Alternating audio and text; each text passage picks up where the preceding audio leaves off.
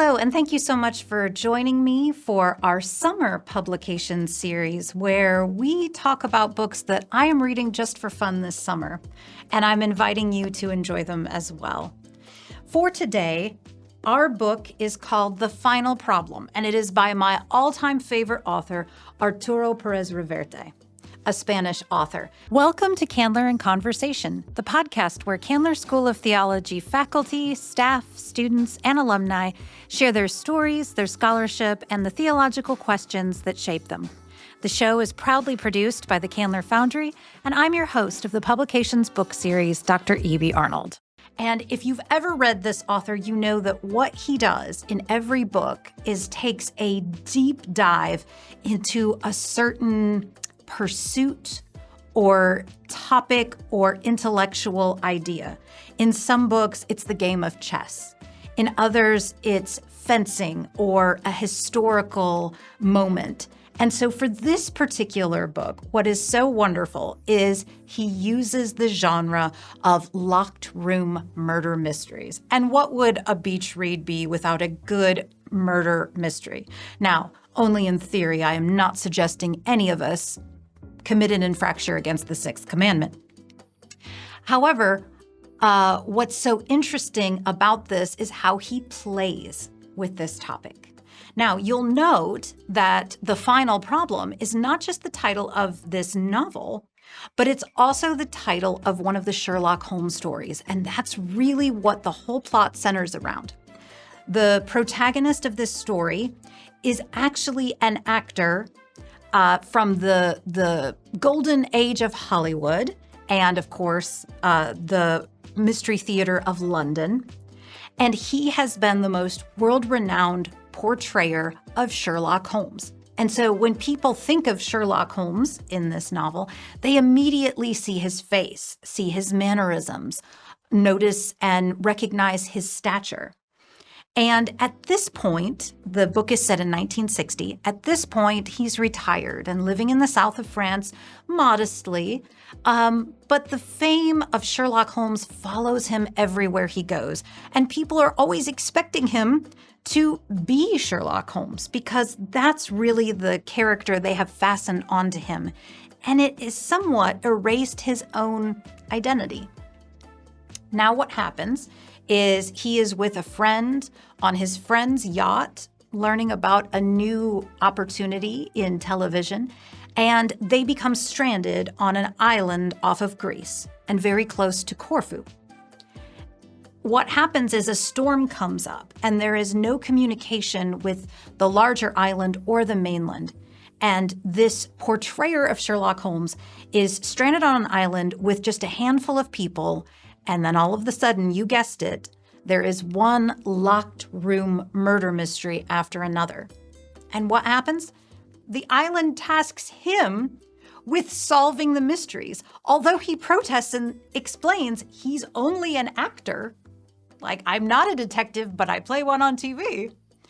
And yet there is a famous, well, not so famous, crime novelist that's there with him on the island, and you guessed it, becomes his Watson, his assistant that helps him think through the crimes that they're seeing, even though they know there's only a handful of people who could have committed these crimes.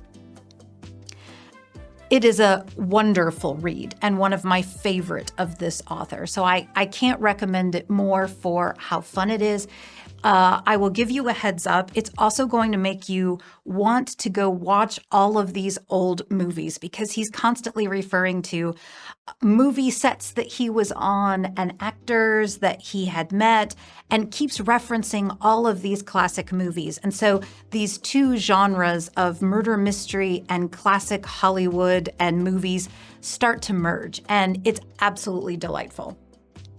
Now, we're going to ask the question, what do we as people who are also not only looking for a good beach read or poolside read if you're not by the coast, what are people like us who are interested in faith, theology, the Bible, where might there be something that sparks an interest or captures our imagination? And I came up with a few things that it prompted me to think about. And the first one is the importance of genre.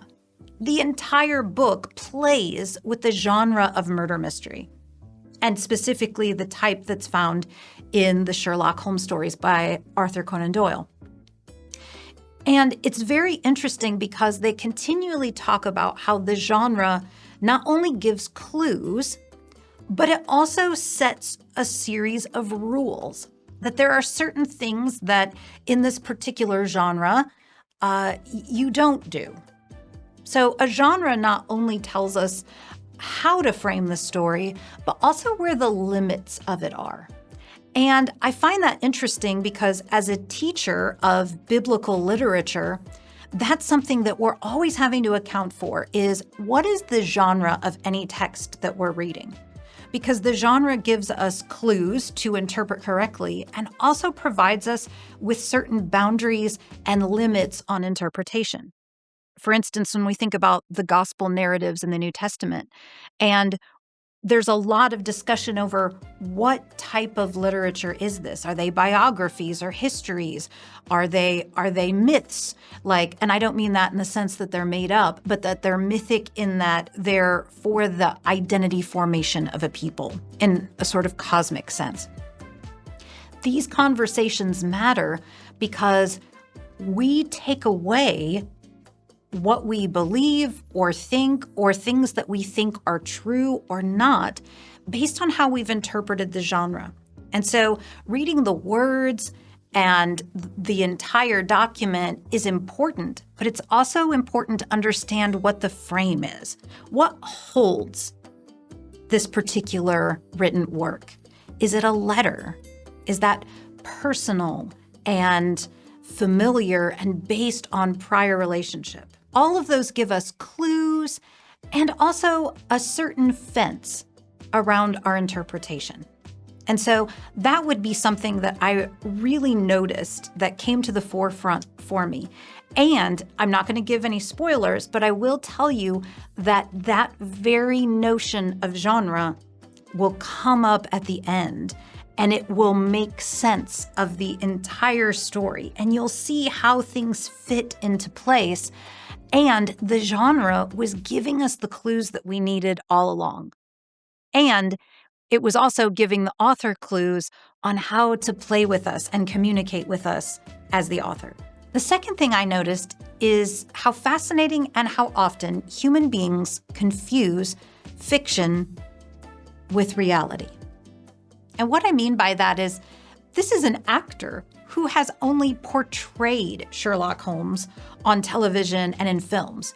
Now, granted, to his credit, he's probably picked up a certain amount of sleuthing abilities, and he claims in the book that he has read all of Conan Doyle's stories about the famous Sherlock Holmes. And he's read the broader crime fiction very in depth.